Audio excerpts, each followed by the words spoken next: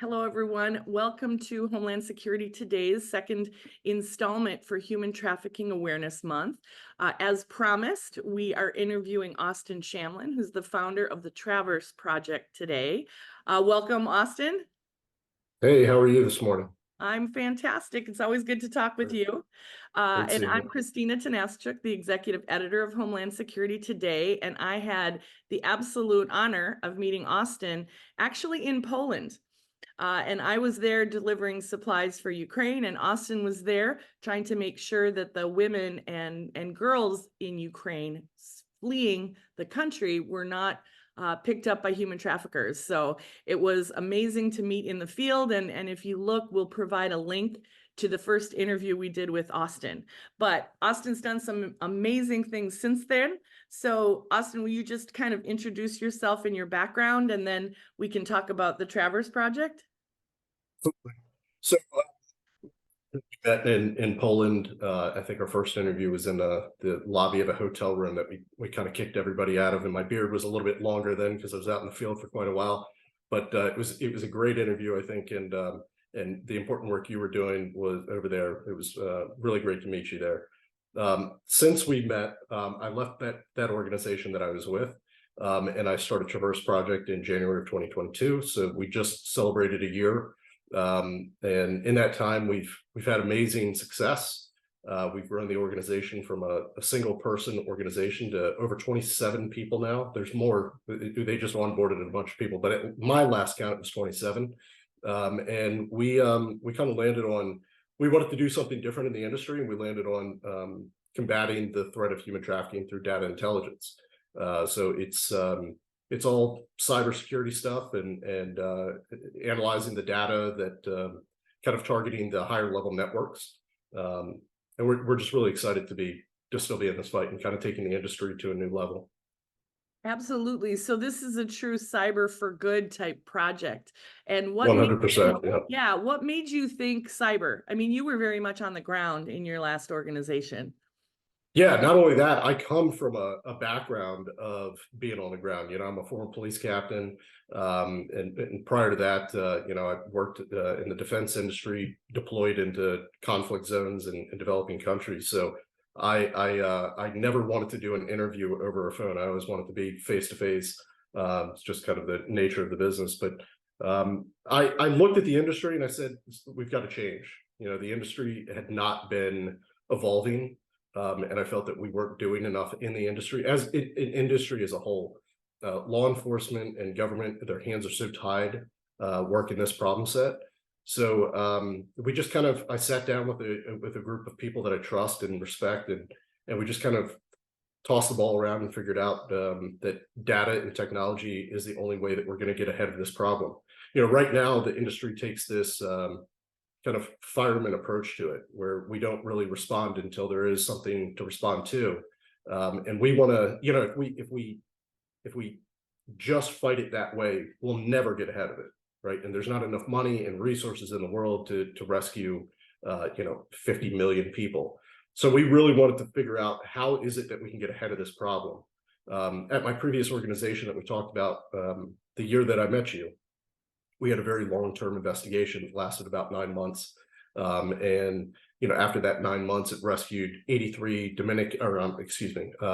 Colombian and Venezuelan women out of the Dominican Republic and arrested about 20 Dominicans. It sounds great, but in the reality of the situation is that those 83 women were replaced. Once you take a victim out, once you rescue a victim, it leaves a vacancy, right? So it's almost that the bad guys want to refill that, because they don't want to lose money. So they want to put a new victim in there so that they can start making money again. And the people that were arrested are equivalent to a street level drug dealer. So they really don't matter to the organization at all. And that's where Traverse comes in. We really want to start mapping those networks out, not necessarily of one brothel, but of, anything that has a organization backing it. And we want to map the people that are actually profiting from this crime set. And we're seeing anybody from drug cartels to organized crime getting involved with this. They don't really care what the commodity is, right? They care about making money. Absolutely. Yeah, it's interesting. It's about following the money in a lot of Yeah, these ways. Even, you think about the FBI going after the mob, and what did they do? They followed the money. So, yeah, and that's the way they went after them. Um, just in recent months, we've seen a lot of articles about sextortion. We've seen a lot of articles about how much human trafficking and kind of these sex crimes over the internet, which sounds so odd, but all of mhm, that is increasing so much. Can you talk a little bit about kind of that shift from back when trafficking and porn was a physical thing where you could, the FBI was so close to shutting down all the porn photography dens, and then the yeah, internet came along and kind of blew it up. Can you talk a yeah. little bit, because all the statistics, like we interviewed some folks from Thomson Reuters, and they're predicting a 40% increase of all of it in 2024. Um, can you talk about getting ahead of all of Yeah. that? So that's a great question. Recently we've seen a lot of organized crime related to financial crimes and sextortion on the rise, right? So Interpol just led a initiative where I believe it was 32 countries. Law enforcement made raids and arrested hundreds of people that were involved in financial crime. So a lot of people don't realize how human trafficking touches these different things, right? Sextortion, we're seeing a lot of foreign companies, or not companies, but foreign organizations that, if you remember the old call centers, you'd sit down for dinner and all of a sudden the phone would just start ringing nonstop, trying to sell you something. Those were all scams, or the letter from your Nigerian prince cousin, that wants you to send him money. So it's the same organizations. They're just kind of adjusting fire of how they're scamming. Sextortion is one of these where your children are being romanced by someone who is not the picture that they received, right? If it's a boy, they're saying they're 15-year-old, 16-year-old girl. If it's a girl, they're a 15 or 16-year-old boy. And they find a picture on the internet that they use and kind of romance them. And we call it the lover boy tactics. And then they convince your child to send a nude photograph to them. And then the extortion starts. And there's been a lot of children that have killed themselves over this, that have committed suicide over this. During COVID, we saw the rise of CSAM. So we don't call it child pornography anymore because it implies consent, but we call it CSAM. So it's child sexual abuse material. Um, at our organization, we just call it child rape material because a child can't consent to a commercial sex act. Uh, so, and during COVID, we saw a massive explosion, right? The internet became law enforcement's kind of worst nightmare and pedophiles' best friend. We've seen crime sets where it's called live video rape or rape by proxy, where a pedophile here in the United States or any other country in the world, for that matter, can log in. It pops up in Southeast Asia. There's an exchange of money through a cash app, and then that pedophile tells an adult on the other side of the world what to do to a child in real time. It's some of the most horrific and disturbing things that you could possibly imagine.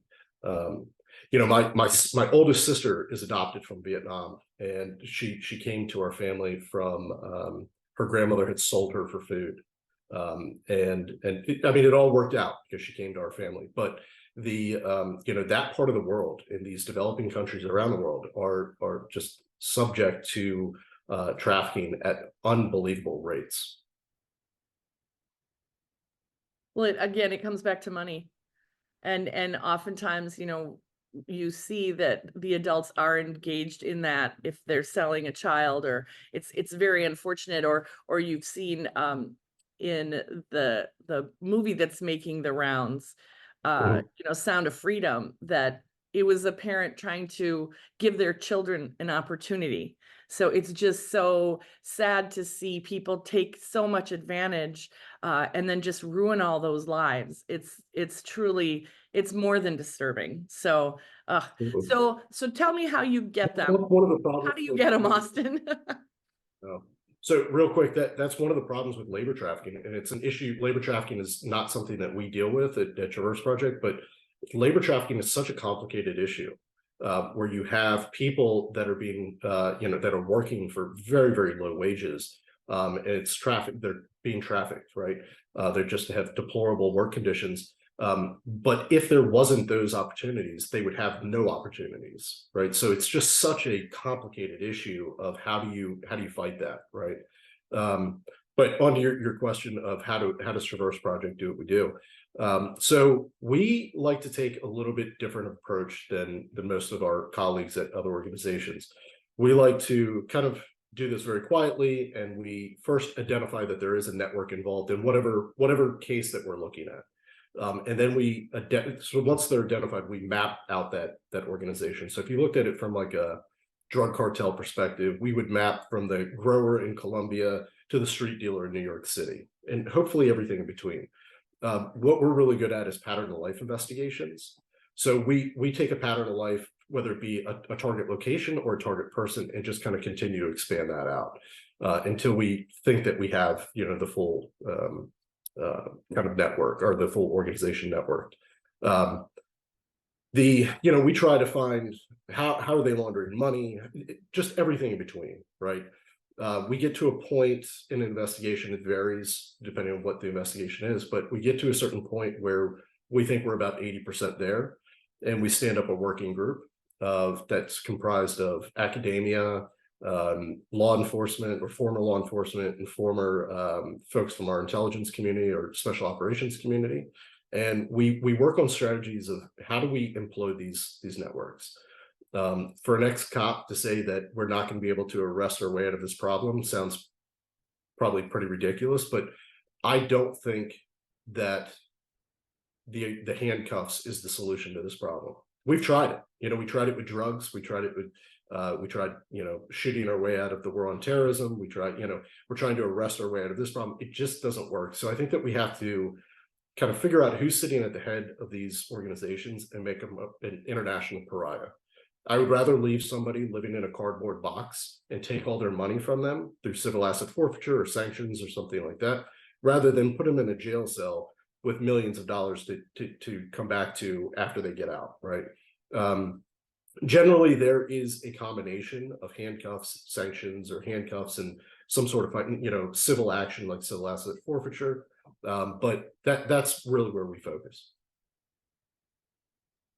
It sounds like an excellent strategy, because as we see even in drug operations, you don't really want that person on the street. You want the kingpin, so that's Right. exactly. Absolutely. Yeah. So what kind of engagement do you have from the public, and do you all do any education for parents, or do you do anything like that? I think you're kind of more of a behind the scenes go Yeah. offensively get them, and Yeah. other organizations focus more on that, but how do you engage with parents, or do you? So there's so many different facets in our industry, everything from awareness to rescues, investigations, and aftercare. And we do one thing really, really good. And I wouldn't want to spread ourselves too thin to kind of take out these other things. Of course, every place that I present or I speak, a question like this comes up, right? And I try to give parents some sort of advice of what I do as a parent, right? And that is I stay on top of my children, and I act like an adult, and I let them act like a child. I tell them no. My daughter's been asking for, my 8-year-old's been asking for a cell phone for probably the better part of 2 years now, and always comes back with but this person has one and this person has one. I say, I just don't care, right? I'm not their parent. If I was to give advice to parents, it is be the parent, right? It's okay to tell your kids no. There are real dangers in the world, and the monsters look like humans. But there are real monsters that I said previously in an interview that I've done that the days of us going out or letting our kids go out to the street lights come on and expect them to come home, those days are over, right? We have to be on top of our children. So sextortion, the biggest threat is your child committing suicide, right? We can deal with embarrassment. That goes away at some point, right? If they didn't pay money and his images got out. But if you're on top of your child, and you've kind of instilled those values in them to say, no, I don't need that in my life, right? I don't need some lover boy that I've never met, or some lover girl that I've never met, and they have enough self-confidence in themselves, then they won't go that route. Those incidents will never occur. So it's okay to be parents. Well, I think unfortunately, a lot of parents, especially in our environment here in the US, are scared to talk about things that are real to their kids for fear of scaring them. But Yep, it's when I was raising my daughter, it was don't be scared, be prepared. That was our little absolutely. saying. But that was about her understanding that a lot of parental rules aren't because we're like these mean people who sit in our rooms and try to think of ways to make their lives miserable, but because we do know that the dangers are lurking at Tyson's Corner Mall, or they're lurking Yep, at wherever, and yep, there are predators who are watching. So absolutely. that's that's a fact that I think a lot of people also think human trafficking, oh, Vietnam, Asian countries, other Well, let me countries. dispel that. Yeah, Human trafficking happens in every community in the United States. I live in the DC, Baltimore area, and about 20 minutes from me is my closest airport. The hotel district is there. There are 14, 15, 16-year-old girls working as prostitutes there, and the local police will tell you, no, they're there on their own, because they want to be there, right? And you can't tell me that a 15-year-old wants to go work as a prostitute, right? No child wants to be a prostitute. And under federal law, it says that nobody under the age of 18 can consent to a commercial sex act, right? So by definition, they are being trafficked. Um, so, I keep hearing, but it's a violation of a kid's privacy. Your kids have no privacy, right? Until they're 18, your entire job is to make sure that they're safe, right? And you have to do it. There are monsters that go bump in the night in every absolutely. community in America. Yeah. We interviewed Kevin Metcalf earlier this Yeah, month. fantastic guy. Yeah, and he spoke exactly to that. He said, you look at a kid who's on drugs or who's, being a prostitute, whatever, that it's much more complicated than it looks. And that the For sure. traffickers understand that. They understand multicolors, multi dimensions of the emotions of a kid and how to manipulate them. So I'm glad you said that, because it's very intertwined. That's often running away from home and getting picked up by the wrong people. And it's really a complicated continuum rather than Yeah, just a one decision. So thank you for that. Well, yeah. it has I been, think oh, go ahead. I think the movie Traffic with Michael Douglas and Catherine Zeta-Jones Hmm. showed a trafficking situation very, very well. That Michael Douglas played the drug czar of the United States, who was a federal judge, and his daughter was addicted to heroin and became a trafficking victim during that movie. And she came from a great family that had money and prestige, and it can literally happen to any of us. So be on top of your children. Sorry to interrupt. Absolutely. No, that's a great ending. And no matter what happens, we have a lot of warriors out there trying to solve the problem, but it Absolutely. does have to be a partnership, and you do have to watch, because where it used to be that your kid had to leave your house to find trouble, now the trouble comes right in your house through every device. So I can't thank you enough for the work you do. I know I'm kind of thanking you on behalf of America, watching out for our kids. And if there's anything we can do, always, that, but how can people get involved or help in your cause?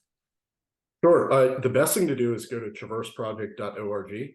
And we have, if you want to become a monthly donor or you want to volunteer, those links are on there. We have a place for anybody with any skills. If we've had people that came in and wanted to learn how to be an analyst, and we have a whole team of people that can show them how to do that. So we're always looking for help. Oh, that's a great opportunity. Well, thank you Yeah. again. We will provide all the links and everything to your organization in the Thank next you. clip of this video, and we hope, people donate.